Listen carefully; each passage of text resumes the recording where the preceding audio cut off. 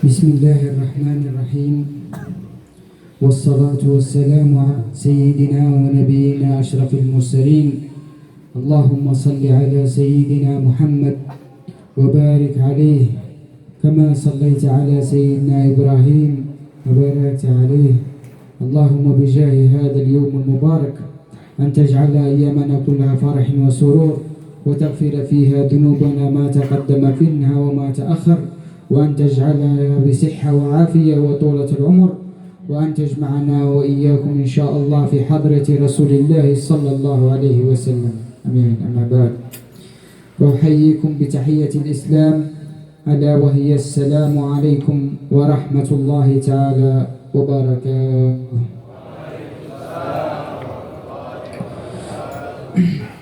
بحضور هذا اليوم وهذا المولد المبارك وبهذا الحفل المبارك وبحضور الشيخ صالح بسلامة وبحضور حبايب وأساتذة، أسأل من الله أن يجعلها في ميزان حسناتكم ويلاقيكم بسيد الأنبياء والمرسلين. أمين يا رب العالمين. أما بعد، فسوف نتكلم على الطريقة التيجانية. والطريقة التيجانية هي طريقة العلم والعلماء، وطريقة الآداب والأخلاق، وطريقة الورد. فالطريقة التيجانية من شروط أو من وصايا الطريقة التيجانية وهو المحبة فيما بيننا، لأن هذه وصاية من رسول الله صلى الله عليه وسلم. لأن رسول الله قال للشيخ سيدي أحمد تيجاني: قل لأحبابك لا يؤذي بعضهم بعضا فإنه يؤذيني ما يؤذيهم. فأي محبوب هذا وأي حب هذا أنك تعلم بأنك عندما تؤذي أخوك فأنت تؤذي رسول الله. أي إنسان مسلم يرضى أنه يؤذي رسول الله، ورسول الله يبكي شوقا إلينا. يوم الذي سألوا رسول الله: ماذا يبكيك يا رسول الله؟ فقال: اشتقت إلى إخوان. أنت تعلم بأن عندما تؤذي أخوك بالكلام أو بالفعل فأنه يغضب رسول الله. ألا تعلم بأننا أفضل الأمة أنه ميزنا برسول الله؟ ألا تعلم بأن سوف يأتي يوم أول من يفتح له باب الجنة هو رسول الله؟ ألا تعلم من حب الله عز وجل قال لسيدنا جبريل: يا جبريل، لولا محمد لما خلقت، ولا تكن فيها الجنة ولا النار، ولم يكن فيها الصباح والليل لولا رسول الله. صلوا على الحبيب.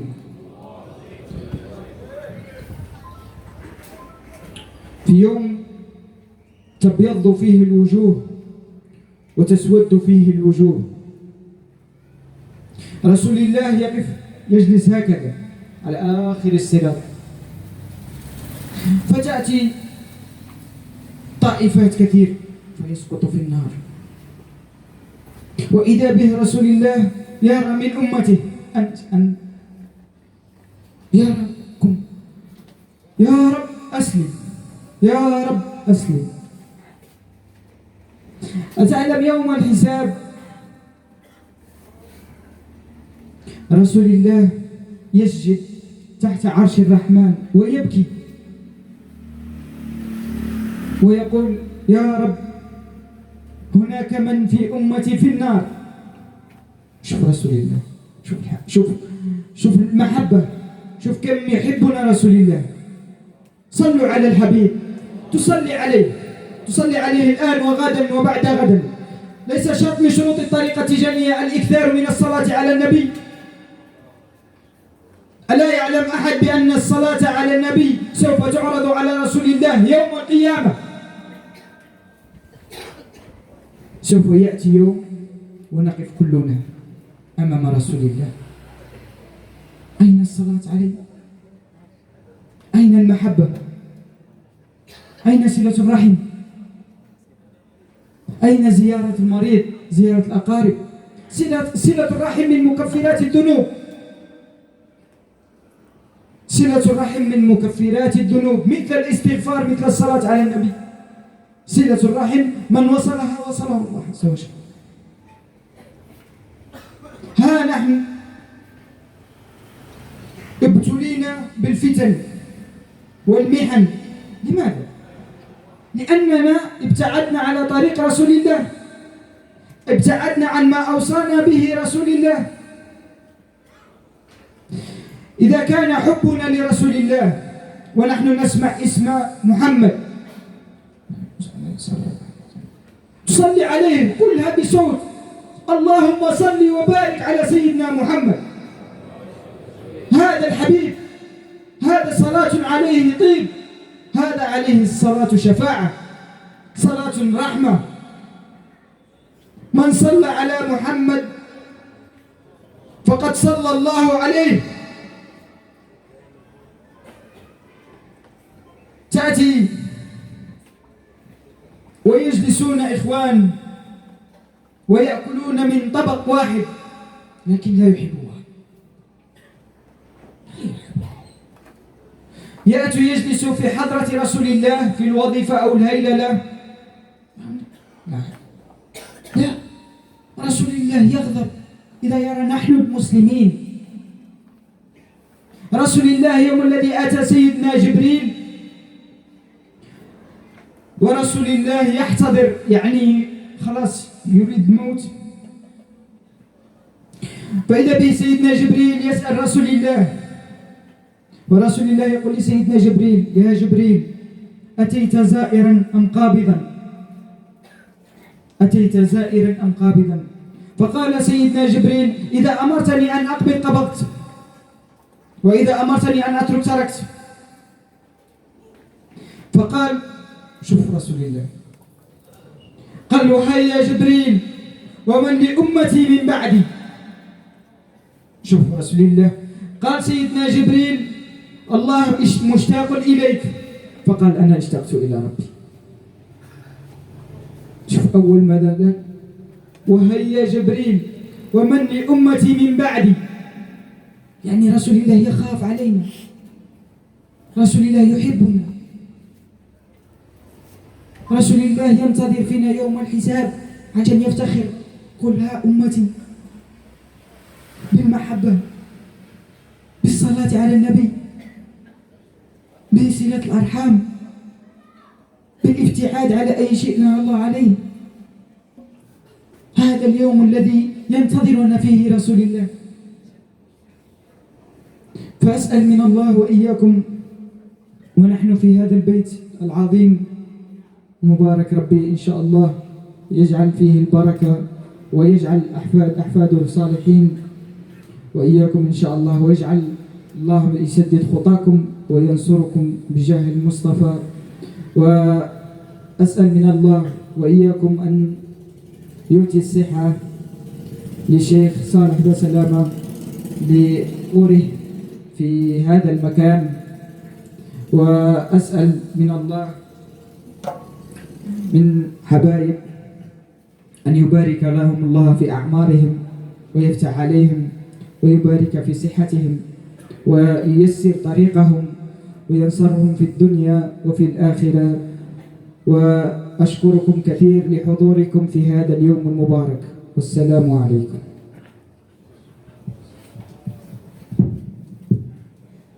Bismillahirrahmanirrahim. Beliau Syarif Sidi Ali At-Tijani membuka tausiah beliau dengan memuji Allah Subhanahu wa taala. Kemudian dengan mengucapkan bismillahirrahmanirrahim, beliau membuka dengan bersalawat kepada baginda Nabi besar Muhammad sallallahu alaihi wasallam dengan salawat Ibrahimiyah. Kemudian beliau mengatakan kepada kita semua, semoga Allah Subhanahu wa taala jadikan hari ini penuh dengan keberkahan. Semoga Allah Subhanahu wa taala ampunkan dosa-dosa kita yang telah lalu dan akan datang dengan sebab berkumpulnya kita di tempat yang dimuliakan Allah Subhanahu wa taala ini. Serta Allah mengumpulkan kita semua bersama Nabi Muhammad sallallahu alaihi wasallam. Kemudian beliau mengucapkan kepada kita salam penghormatan, Assalamualaikum warahmatullahi wabarakatuh. Beliau mengatakan pada kesempatan ini, setelah beliau mengucapkan salam penghormatan, beliau mengucapkan salam-salam penghormatan lagi wabil khusus yang ditujukan kepada guru kita Syekh Soleh Bersalamah. Kemudian beliau juga mengucapkan salam penghormatan kepada para habaib, para muqaddam, para asatid, dan para jamaah yang telah hadir di tempat yang dimuliakan Allah Subhanahu wa taala ini. Dan beliau mengucapkan kepada kita bahwasanya thariqah Tijani adalah thariqah ilmu. Thariqah Tijani adalah thariqah ulama. Thariqah Tijani adalah thariqah adab. Thariqah Tijani adalah thariqah wirid. Dan beliau menjelaskan kepada kita semua yang disebutkan tadi mempunyai syarat yang harus kita capai. Syarat yang harus dikerjakan dari Ikhwan Tijani adalah mahabbah. Karena mahabbah merupakan syarat di dalam thariqah Tijani. Sebagaimana Sidi Ahmad bin Muhammad At-Tijani berwasiat kepada kita semua murid-muridnya untuk tidak menyakiti satu sama lain, agar kita para ikhwan tidak menyakiti satu sama lain para ikhwan lainnya. Kenapa? Beliau menjelaskan kepada kita karena ketika ikhwan menyakiti saudara lainnya, pada hakikatnya dia menyakiti Nabi Muhammad SAW.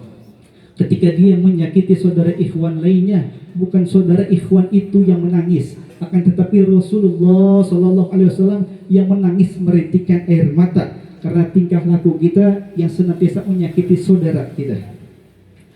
Kemudian beliau menjelaskan kepada kita sampai saat ini kita masih tidak sadar bahwasanya kita sering menyakiti hati Nabi Muhammad SAW. Beliau mengatakan sampai saat ini kita tidak sadar kita sering menyakiti, membuat beliau nangis dengan menyakiti saudara kita satu sama lain. Bil khusus thariqah Tijani ikhwan, kemudian umumnya umat Nabi Muhammad SAW. Dan beliau menjelaskan kepada kita bagaimana bisa kita menyakiti Nabi Muhammad SAW, bahwasanya beliau itu orang pertama yang memasuki surga dan yang akan membawa kita ke surganya Allah Subhanahu wa taala. Sampai Allah Subhanahu wa taala berfirman kepada malaikat Jibril, "Ya Jibril, kalau tidak karena engkau wahai Muhammad, aku tidak akan ciptakan surga. Surga saja tidak diciptakan oleh Allah kalau tidak ada Nabi Muhammad." Justru kita, kata beliau, kenapa bisa menyakiti hati Nabi Muhammad SAW serta tidak sadar membuat Nabi Muhammad nangis karena menyakiti saudara kita satu sama lainnya. Kemudian beliau menjelaskan lagi kepada kita di saat hari kiamat nanti, ketika umat manusia berkumpul, ada manusia yang memang dihitamkan wajahnya oleh Allah Subhanahu wa taala. Kemudian sebagian manusia lainnya ada yang diputihkan, disinari wajahnya oleh Allah Subhanahu wa taala. Pada saat itu banyak dari umat manusia yang membutuhkan pertolongan. Maka manusia pertama yang memberikan pertolongan pada hari itu adalah Nabi Muhammad SAW.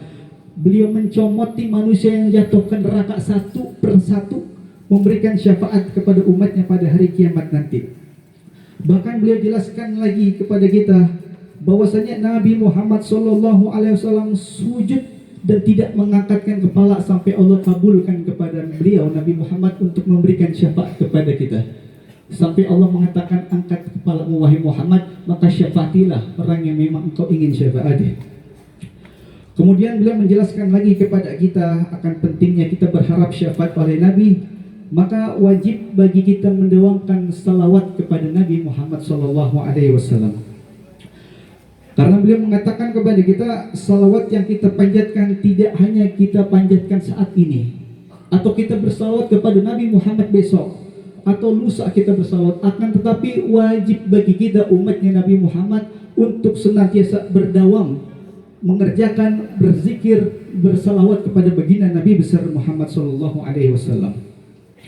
Dan beliau berwasiat lagi kepada kita tentang pentingnya pada zaman ini. Beliau menanyakan kepada kita ini, pada zaman ini kemana rasa mahabbah kita? Pada zaman ini kemana silaturahim kita antar ikhwan? antar saudara kita, antar umat muslim. Kemana itu semua beliau mengatakan? Coba kita perhatikan, beliau berkata lagi kepada kita, pada zaman ini banyak ujian bala yang Allah turunkan kepada kita. Kenapa ini semua bisa terjadi? Bencana di mana-mana terjadi, ujian, fitnah semua di mana-mana tersebar luas. Kenapa ini semua bisa terjadi? Beliau mengatakan karena kita jauh dari Nabi Muhammad SAW, karena kita jauh dari mahabbah sesama ikhwan, karena kita jauh dari mahabbah sesama saudara muslimat lainnya. Kemudian beliau menyatakan juga kepada kita ketika disebutkan nama Nabi Muhammad SAW, hendaklah kita semua bersalawat kepada beliau. Serta beliau menjelaskan lagi kepada kita, banyak dari kita datang ke majelis, banyak dari kita datang ke zawiyah, tapi kita tidak sadar bahwa sungguh banyak dari kita yang tiap hari datang ke majelis, tiap hari datang ke zawiyah, justru menyakiti hadis Nabi Muhammad SAW. Justru kita banyak membuat Nabi Muhammad nangis. Dengan satu hal yang beliau katakan tadi, ada pengulangan beberapa kali, artinya ini penekanan yang harus kita perbaiki. Kita sering menyakiti saudara kita satu sama lain, tidak memperdulikan hati saudara kita, hingga itu membuat Nabi Muhammad SAW menangis. Kemudian beliau melanjutkan lagi kepada kita, Jibril alaihissalam saja itu sangat menghormati Nabi Muhammad SAW. Pernah satu ketika Nabi bertanya kepada malaikat Jibril tentang umat beliau, bahkan yang beliau tanyakan ummatu min ba'di. Bagaimana keadaan umatku setelah sepeninggalku nanti, wahai malaikat Jibril? Bagaimana keadaan mereka? Jibril menghibur hati Nabi Muhammad SAW, mengatakan bahwa mereka adalah rindu kepada engkau ya Rasulullah. Sungguh, kata Nabi Muhammad, aku dahulu yang rindu kepada mereka. Ketahuilah bahwa hadirin yang dimuliakan Allah, kita bisa merasakan rindu kepada Nabi Muhammad, bukan kita rindu kepada Nabi. Bahwasanya Nabi yang rindu kepada kita semua, sehingga kita bisa merasakan rasa rindu kepada Nabi Muhammad SAW. Sallu ala Nabi Muhammad. Bahkan beliau mengatakan lagi kepada kita, Nabi Muhammad itu senantiasa rindu kepada kita. Nabi Muhammad senantiasa rindu dan menanti kita pada hari kiamat nanti. Beliau menunggu kita untuk memberikan syafaat kepada kita nanti di yaumil kiamah nanti. Dan tidak pernah terbesit, tidak pernah sekejap mata pun Nabi Muhammad hilang pandangan kepada kita semua, dalam hal merindu dan memperhatikan kita dari umatnya Nabi Muhammad SAW.